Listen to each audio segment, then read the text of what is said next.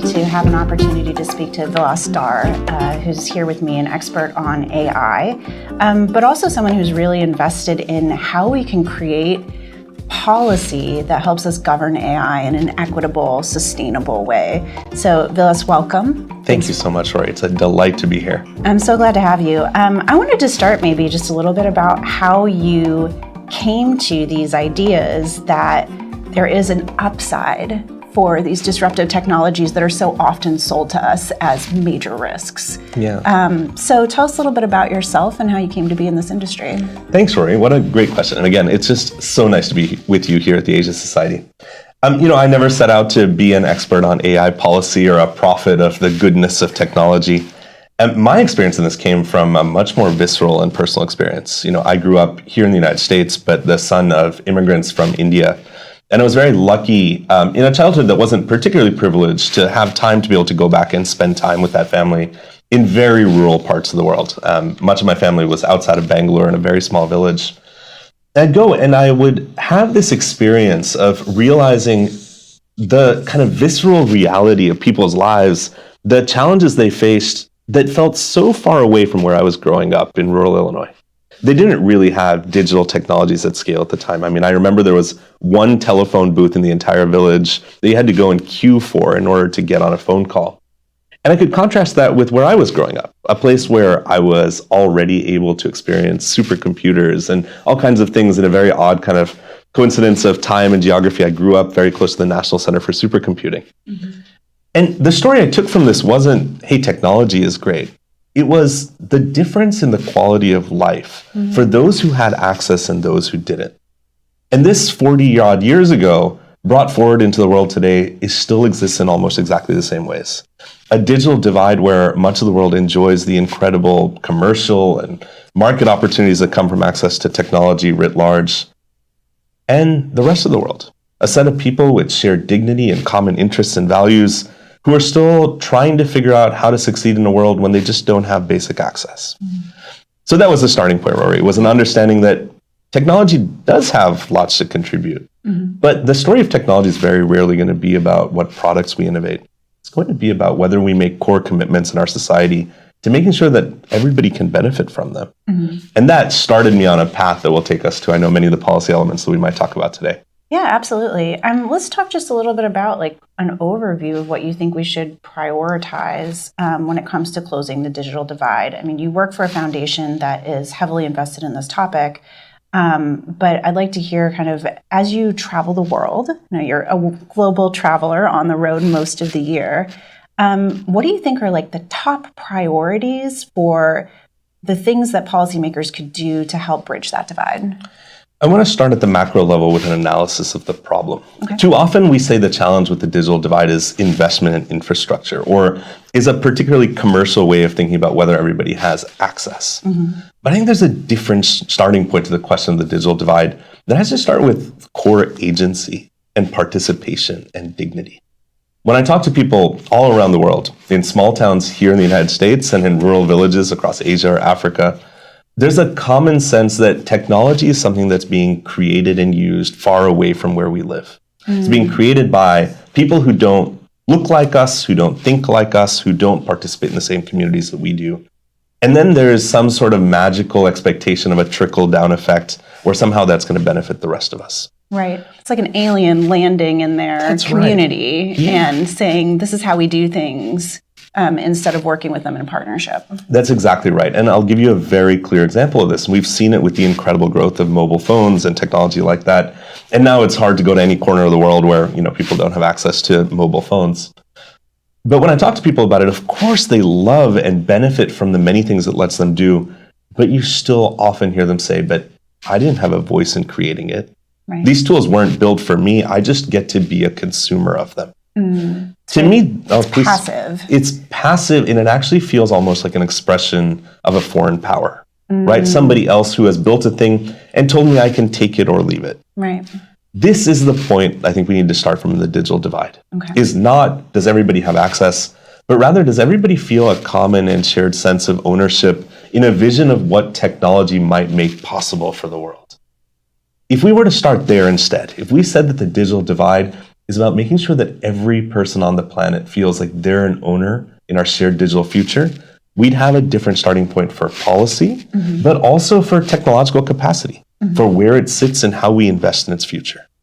Now, that's a very broad statement. So let me take us then to what I spend a lot of my day thinking about, which is particularly in this emergent frontier of AI technology. How do we make sure that we don't propagate the same kinds of divisions that were created by the internet or social media? And AI is a really unique technology. You know, we're often stuck in a public conversation about generative AI, which has captured the imagination, right? But AI really is a broad suite of technologies that cover everything from the ways that we interact with language, generative AI and large language models, but also to how we think about supply chains, how we think about decisions about the delivery of services, about a full digital experience of how people engage with any number of activities that they might do in their daily lives.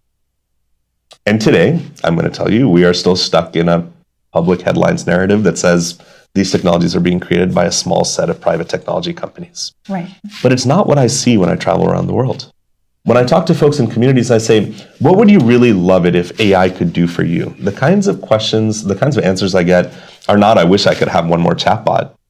But instead, people saying things like, you know, I don't know very much about AI, but I do know that I find it very hard to decide when I should go into my fields and plant rice, when I should harvest, when I should go to the market to get the best price.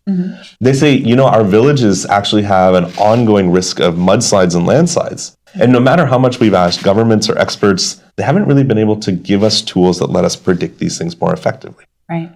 Or coastal communities that say, you know, our mangroves are eroding and we don't know what we should be doing to protect them. Right. And then the second part of that, when we're able to tie those questions, those community learnings, those understandings of problems at scale with technical resources, often graduate students in AI at local universities or local nonprofits that have built an AI capacity, and they build a solution to that local problem that that community can deploy and own, you see a transformation of that fundamental question of digital dignity. You see villagers who are so proud to show me on their phones the app that was built with AI. They feel like they're a part of an AI transformation of our world. The question for me, Rory, becomes how do we do this at scale? How do we invest in this kind of transformation using every tool at our disposal to make sure that every person on the planet feels like AI isn't something being done to them or even something that's being done for them, but actually something that's being done by them? So I have a follow-up question to that, which is then how? Yeah. I mean, I think that this is not just about perhaps like AI and what it means. This is really about technology becoming a part of our like shared human experience, right? So the things that you're talking about as you participate in the building of AI, as you solve your own problems using the technology, it really comes back to that kind of human security. What is the lived experience of technology, which I think I agree is a conversation that's missing in our media and in our culture. But it's also still a hard topic to kind of wrap your head around. So how do we do it? Well, you're absolutely right that it's a hard topic. And one of the reasons why is because we've shaped a public conversation over 40 plus years around technology that minimizes human agency. This was a starting point in some of our conversations at the United Nations. The Secretary General asked me to join a high-level advisory body on AI. And he gave us a 3-part mandate. He said, look, understand, but help us communicate what the risks are with these technologies. Fine. But then he asked us to do the exact opposite. He said, but also let us come up with a feeling of what the opportunities are with them. And then recommend the institutions and approaches that might help us advance a better future. To me, the starting point, as we've talked about, is moving from a conversation where technology is done far away to done in communities. And how do we do that? Well, I think there are a number of ways that we could do it. The first is to, at a macro scale, restructure the conversation from a reaction to what technology is making possible to building the capacity for a proactive vision of the same thing. To work with policymakers and legislators to say, let's not just worry about overreach by private sector actors, but to really envision what governments could do if they had access to technology at scale. We do this work in a very applied way through the foundation and institution that I represent, leading programs to educate and support policymakers, certainly in the global north, but across the world in partnership with institutions like UNESCO and the Thomson Reuters Foundation to invest in building national AI capacity planning but also to train civil society, journalists and lawyers in those countries to say what's possible when we think about new and positive reframings of AI. The second is to really consider this question of where capacity lies to build AI at scale. It is absolutely the case today that the vast majority of compute capacity sits inside of private companies. But at the same time, much of that capacity is being used to do something quite hyper-specific, to build larger and larger AI generative models and large languages, right? To sell to people. To sell to people, to build commercial outcomes. And that's not in any way to minimize the ways that companies are also building public purpose products. But let's acknowledge that that's not their primary reason for existence, right? But we're seeing something else happen. We're seeing the creation of local capacity around compute that's not just about building the flashiest, shiniest model, but building real solutions to problems in ways that leverage where emergent AI is. Not every problem needs to have a 3 trillion parameter large language model attached to it. So we're seeing this evolution of small, concentrated, made-for-purpose models emerging, where you might have something like a question like, how do we predict a weather model? This is a fascinating little subject. If you don't mind, we'll do a quick diversion on it. Yeah, please, go ahead. You know, for the last, I don't know, I'd say half a century, we've invested so much as a global community in weather prediction. As you well know, this affects so many people's welfare and their basic rights and dignity, right? Yeah, and it's also changing so quickly because of climate change and extreme weather events. Exactly right. The ways that we do weather prediction go back to a core set of theories around physics-based models that have been around for a while. And we get better at weather prediction by the year by throwing more and more compute capacity at these old school models. Something like a vast majority of the world's high performance compute today is used to predict the weather and affects every person on the planet. In just the last few months, a series of papers have emerged in Nature and in other places that demonstrate that you can use an AI-based model to predict the weather. That not only can you do it about as well as high performance compute-based physics models do, but actually significantly better. That you can get more days of clarity using a very simple AI model that's trained on a pretty limited set of data. Now, I don't want to get too technically wonky, but let me tell you why I think this is fascinating. Because if we could build AI-based models that predict the weather and give us, let's say, 15 days of accurate forecasting instead of 9 or 10, we'd give communities an extra 4 or 5 days to prepare for typhoons, for hurricanes, for massive climatic impacts. But here's a corollary. If we actually found that we could use these AI models that are so specialized and decentralized to do this, we could free up so much of the supercomputing infrastructure in the world today that's used for physics models. Think about what we could do if we could offer to scientists and application developers around the world massive amounts of supercomputing and say, we no longer need to use this exclusively for weather. Come up with other applications that advance the human welfare. Come up with soil models that let us understand subsistence farming better. Come up with economic models that let us understand trade between massive producers and massive importers. All kinds of topics. Local capacity is the key, along with building local models that let us do AI at scale to transform the world. So I could see, I mean, it's just fascinating to think about the decentralization of this and all of the capacity that it could unlock. I could use, first of all, because it's using so much more of the world's available capacity, but also unlock compute power.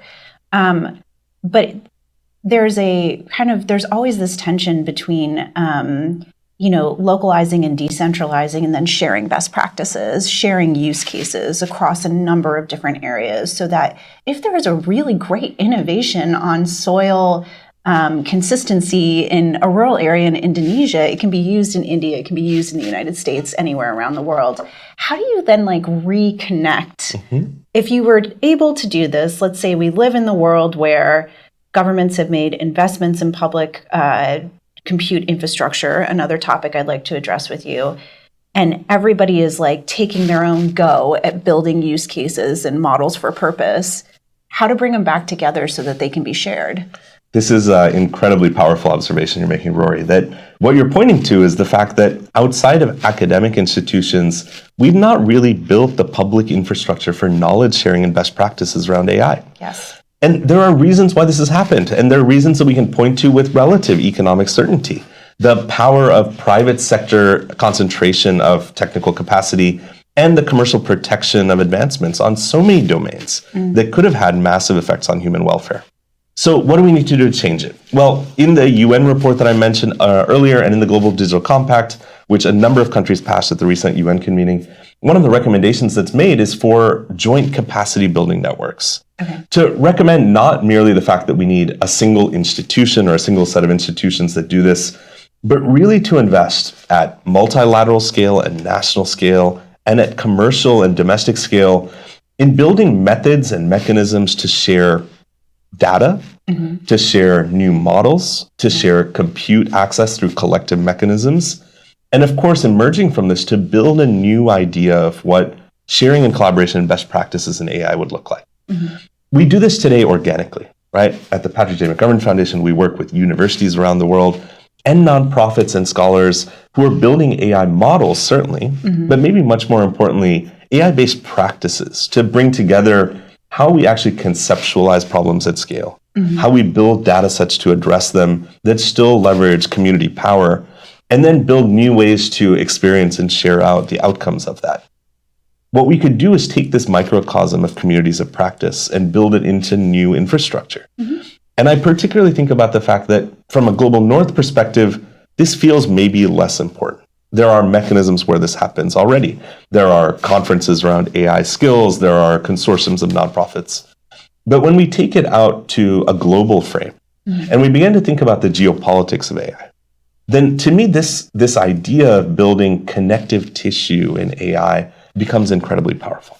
Why? Because I think at a geopolitical scale, we're beginning to face the fragmentation of how we approach AI design. Yes. These are ideological differentiators from the idea of truly democratic and open source access to much more authoritarian or surveillance-based uses. Underlying all of these different applications are fundamental questions about data ownership, about privacy, about representations of personal interests. And if we live in a world where we deeply silo technical capacity, where we don't build these mechanisms of connection, then what we see are the emergence of multiple walled gardens with very different ideological groundings. And we can talk a bit more about this, but to me, this is one of the great threats of an AI future.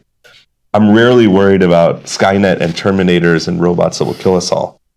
I am, if you ask me about AI risk, I will share with you that I'm deeply concerned about a world in which we fragment and silo the capacity of AI to do good in the world, and instead propagate a culture that promotes economic inequality, that promotes governmental and political repression, and a number of other human ills.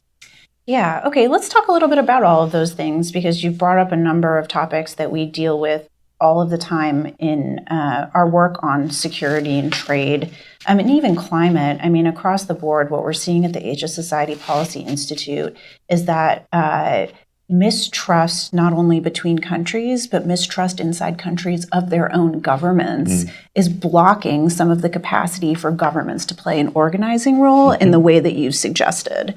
So multiple kind of layers of the distrust issue here.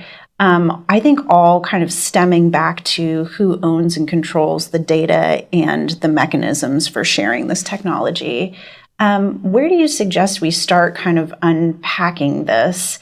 We've talked about AI potentially, like the worst risk of it being that it amplifies some of these divisions and divides that we see in social media, or that we see in tech in general. What do you suggest? How do we start kind of attacking the problem of trust? And can AI be a trust-building mechanism rather than an amplification of all of this mistrust that we're feeling inside? This is a fascinating conversation, Rory, and I appreciate that you're getting to all of these core topics. I think this one is right at the heart of it. And I think in many ways it is the best example of the intersectionality of what AI is causing in political change. Let me tell you what I mean by that.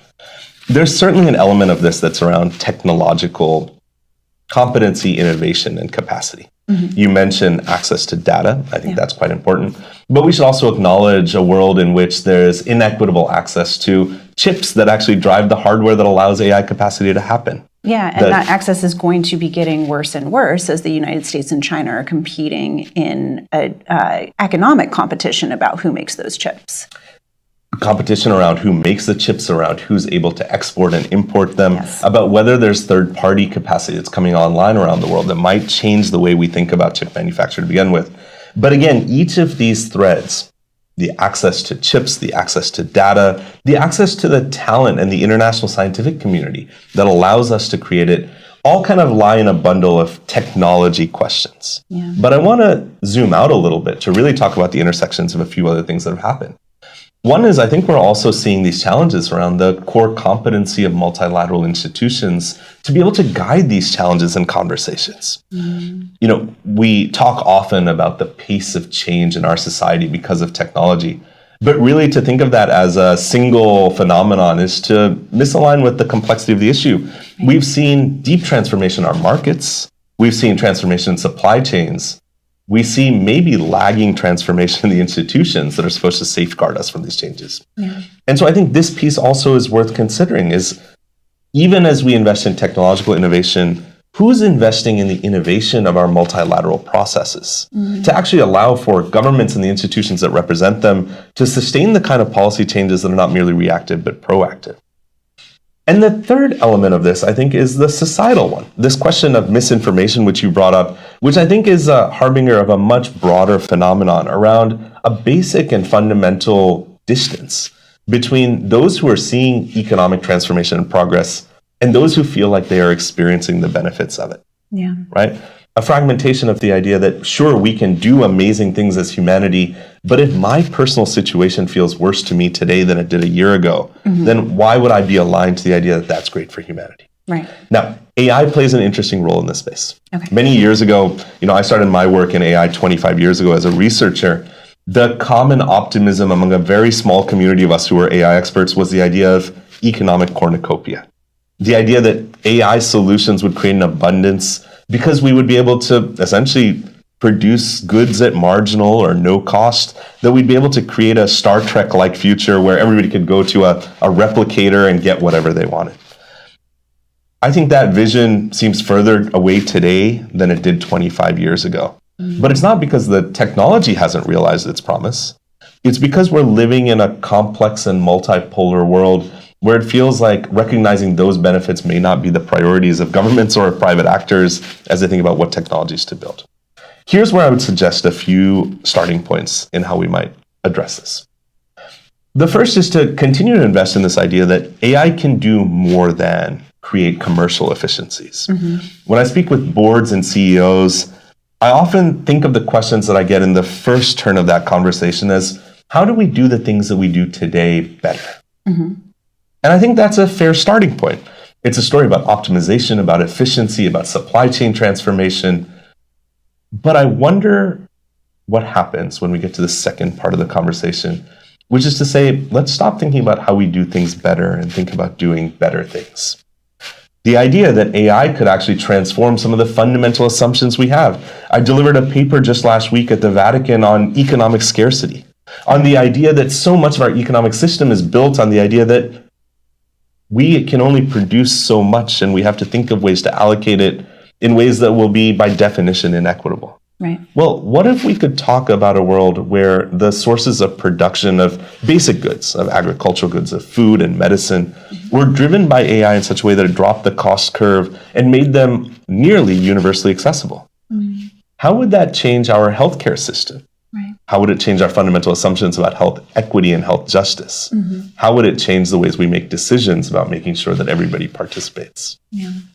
Right. So it allows us to kind of like scale up the things that we're already doing into more efficient, effective structures, probably freeing up some human capital too, to like learn new things, to contribute in a different way to the betterment of society, and however we do that. Let's talk a little bit about digital public infrastructure, because I think that that connects to this trust issue, probably, and also this sense that maybe governments are taking a step back, or they feel constrained in their role in promoting technological development in society because it's in the purview of the tech companies, because maybe they don't understand the fundamental codes inside the technology. But of course, there's this opportunity to do things in digital public infrastructure that countries of Asia are taking up at a higher rate than, I would say, countries of the global north. So in India, you know, having a digital ID, that seems very kind of like low-hanging fruit for any country to implement. Creating digital payment processing systems that are publicly accessible. Otherwise accessing services or creating modalities in which government data is given to people to optimize on their own. Why is that happening in developing and industrializing countries and not in countries that are developed and industrialized that have created this kind of general purpose technology but don't seem to want to use it for a general purpose? Well, the phenomenon's particularly compelling. I think in a recent Deloitte study, we saw something like the rate of generative AI adoption in Asian countries in particular is about 40% greater than their counterparts in the global north. I think we're seeing a number of reasons why this happens. One is we're seeing incredible innovation that's coming out of governments, but also out of the associated private and civil sectors in Asian countries, where the idea is not merely to say, let's have governments roll out complex and sophisticated technology solutions, but instead to say, what we really need are operating rules of the road. We need the core infrastructure that lets us have open transactions, that lets us build the mechanisms by which merchants and suppliers and consumers can participate in an ecosystem.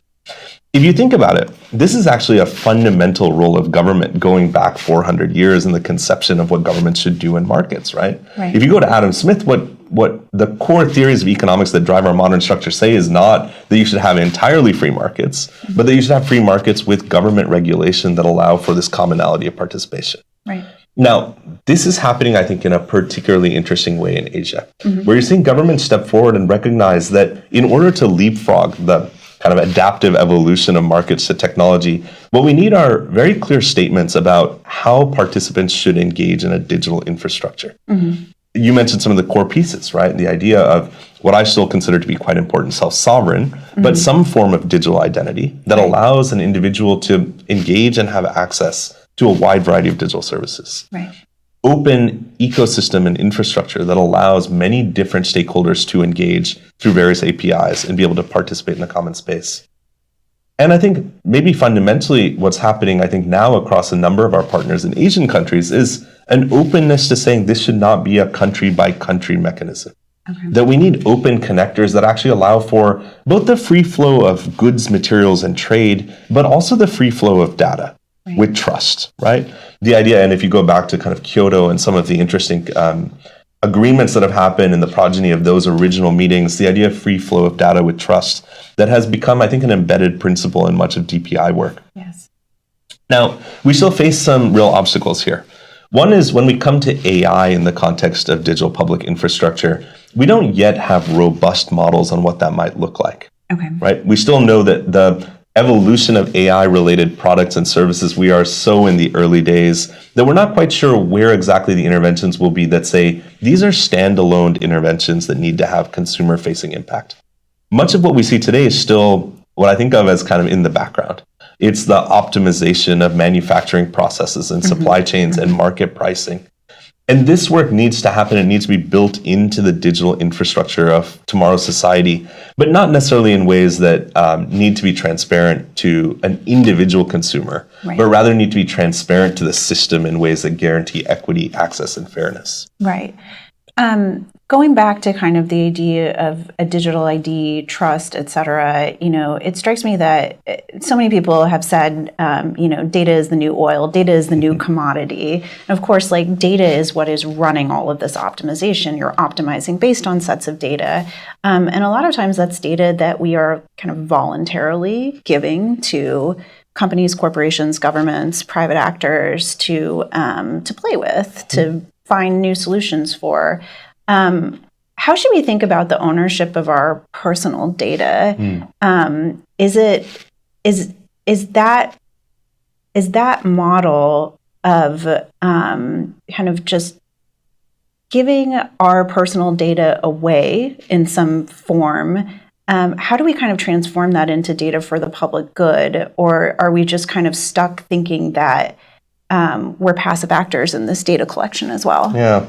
Well, just a couple of weeks ago, I defended my PhD thesis, Rorry, and you have committed the cardinal sin, which is asking somebody a question that's so linked to their thesis that I could talk to you for 8 hours about it. I promise I will not do that with you. We could do that another time, because I would be fascinated by it, but still. Let me share a couple of thoughts with you. I think the existing paradigms of how we've thought about personal data fit into a few classes, right? There's a model of privacy protection. that I want to make sure that my data doesn't give somebody a tool to invade my personal dignity. And so I have a privacy interest in it. That's painting in very broad strokes here. That's a very European conception of privacy, right? There's a second, which is broadly an American conception, which is a property-based view, right? That I have economic rights in my data, and I should be able to exert those rights. And if you're going to do something with my data, I should benefit from it. Mm-hmm.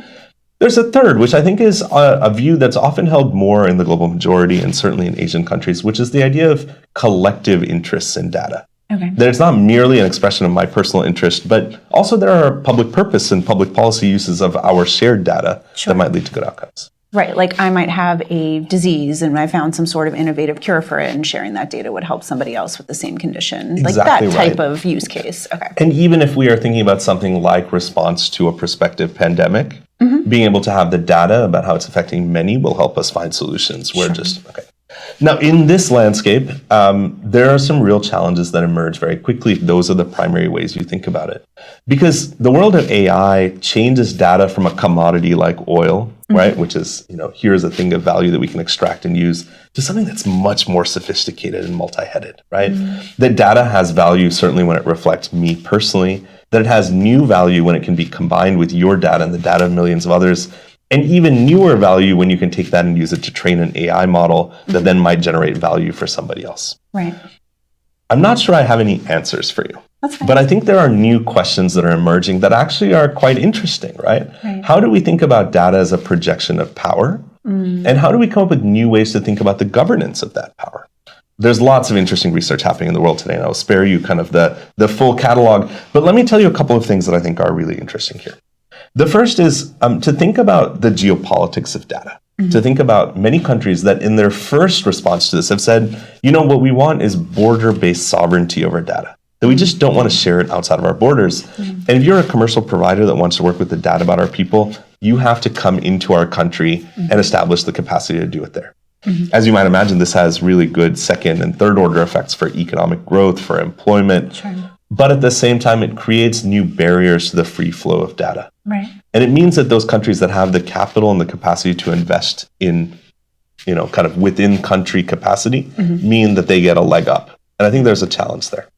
And the second thing I'll share with you on this that I think is just so important for us to acknowledge is, even though the world today feels like it's rife with data, we use that term all the time, nearly all of the data collected in the world today was collected for commercial purpose. Right. We know so much about the subsurface level cobalt, copper, zinc, and mining deposits across much of West Africa. Okay. And yet we know so little about the surface availability of safe and potable drinking water. Right. In that phenomenon is something that's quite core. Today we collect data because somebody thought it might be economically worth something someday. What about all the other facets of the human experience that are about human welfare? Right. About access to safe water, to safe health, to economic value comes from agriculture. And who will collect that in order to train the AIs of the future? This, to me, is a massive question that also creates an incredible opportunity for public engagement with AI. To say, we want to start collecting this data because it represents all of us. Right. We want to collect it because it might drive amazing solutions to some of the world's greatest problems.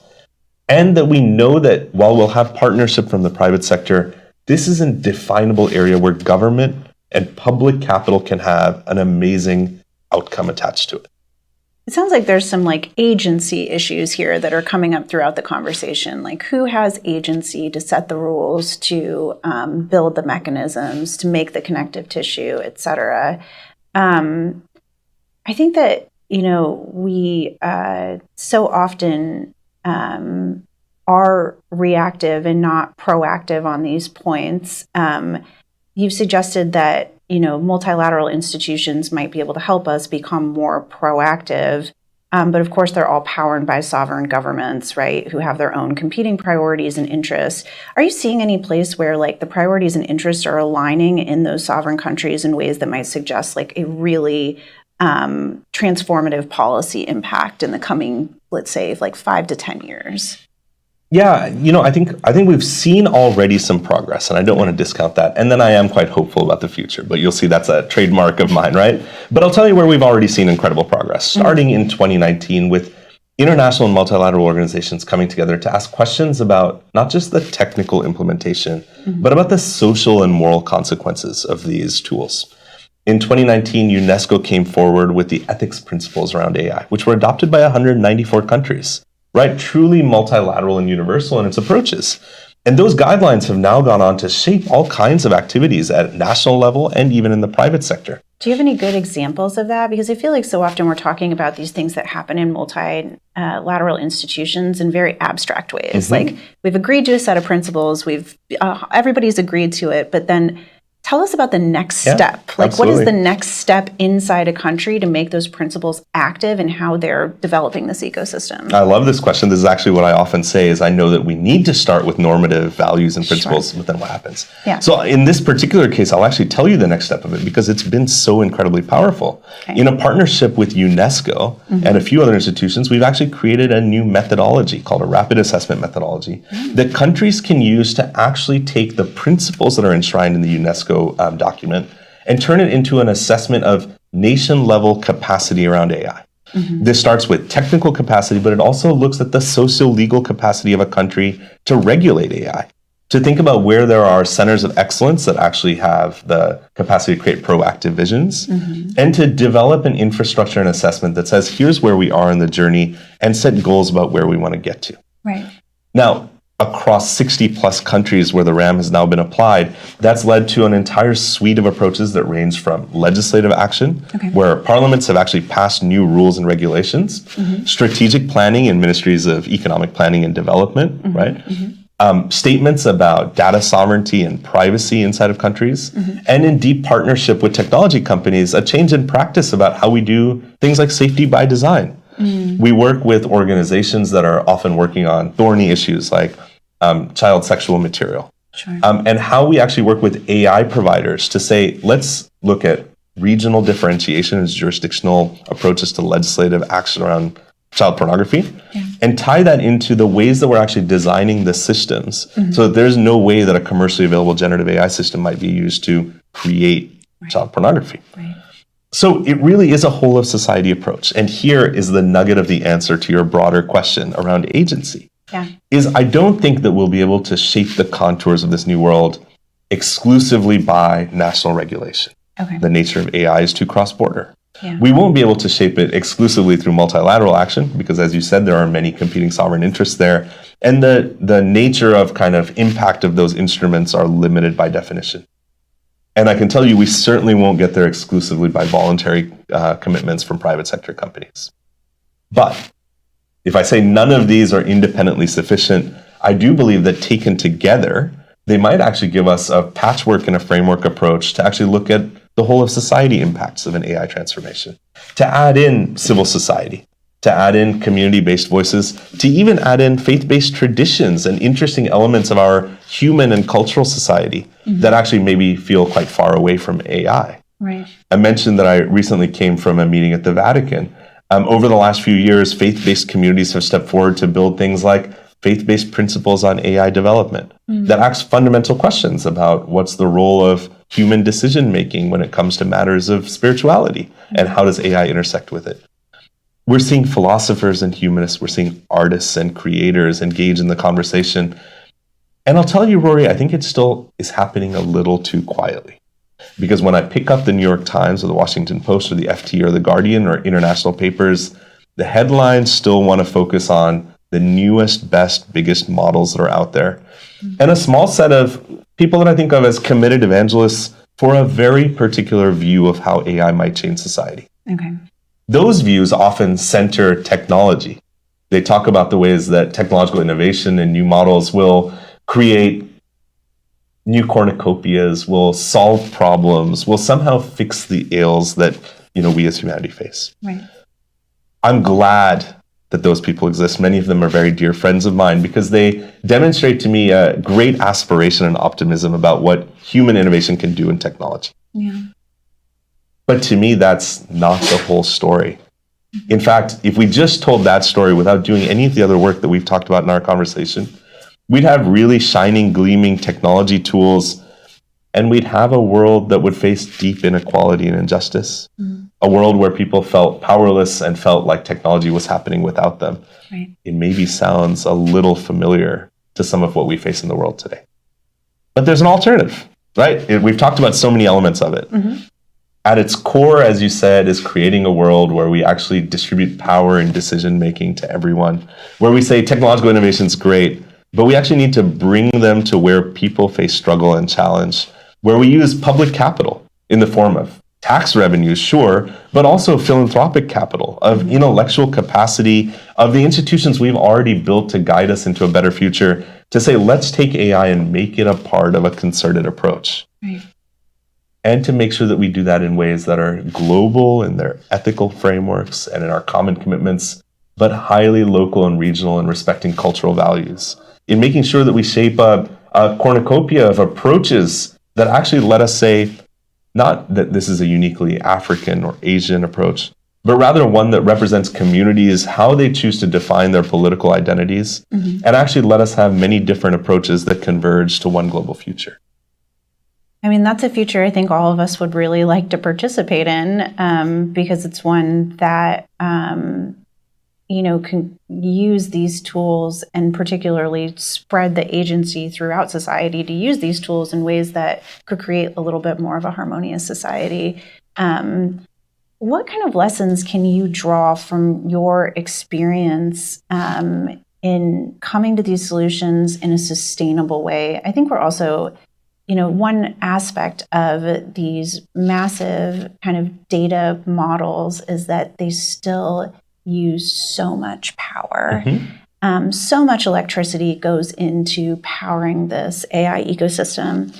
And we're not at a place, at least for now, in the global international order where renewables are powering much of that system. It's still relying on emissions-heavy industry to do this computing power. So how do we kind of solve for that type of issue where at this point, all of the kind of amazing benefits that we've discussed would also lead to an unsustainable climate crisis? Yeah, with AI in particular, and I said this early in our conversation, we are very much still in the very early days of even conceptualizing what an AI-driven future looks like. Yeah. And we have to be quite careful not to take the realities of today and use them to ground inevitability predictions about the future. Let me tell you what I mean by that. Today, as we've talked about a few times, technology companies are saying the pathway to progress in AI is to make ever more complicated, large, and sophisticated models, right? We started with models that had parameters in the millions, and they were in the billions. Now we talk about the trillions. We have technology leaders going around and talking about how we need to invest trillions of dollars in new chips and data. But again, as somebody who's been a technologist and an expert in the space for 25 years, if you'd asked us 25 years ago, we didn't know that the insight was more data into these models. That was a relatively new kind of academic approach to building this. That is the version of AI we are in today. There is no academic proof that says this is the version of AI we'll have in 5 years or 10 years or 15 years. We're actually so at the cusp of massive technological breakthroughs that we actually don't know what the right set of next responses might be. Okay, so if we say, first of all, let's just be sure to not assume too much about what the future needs of data and power will be. That's a starting point.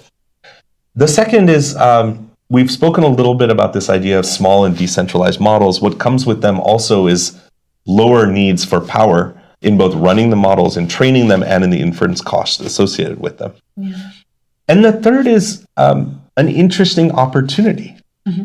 As we think about building new data centers and building the infrastructure of a digital world, what's happening today is still early movers, primarily from the private sector, going in and in very fragmented ways, kind of developing the infrastructure they want to power their own companies. Now, I wonder if we asked a different question. What would it look like to build computing and data access as a public infrastructure? How would we align practices to ensure that we were centering sustainability in everything from certainly the power usage of the chips themselves, but also into the land practices about where a data center is situated, the ways that we think about transmission lines and power loss, the ways that we actually apply what we have come to learn about really great design of power systems in this space that's attracting massive amounts of capital and could potentially become a test bed for innovation. Now, all of this goes to this question of AI's intervention as a user of power. But let's also talk about the flip side of the coin. Right. One of the many projects that we work with that I think is really incredible in this space is using AI to understand the behaviors of people who access the grid to better optimize how and when we turn on older technologies around coal and gas versus using renewable power on the grid. Right. It turns out that using AI to optimize a power grid can actually itself be a massive increase or a massive improvement in how we actually build these grids at scale. Then you take that one step further and you think about all the ways that AI can be used to optimize power usage, power consumption, power creation, and the underlying supply chains of oil extraction and coal extraction, all of the other pieces. And there's a suggestion here that all of the uses of electricity for AI could be offset by the efficiencies that are created by using AI to optimize energy.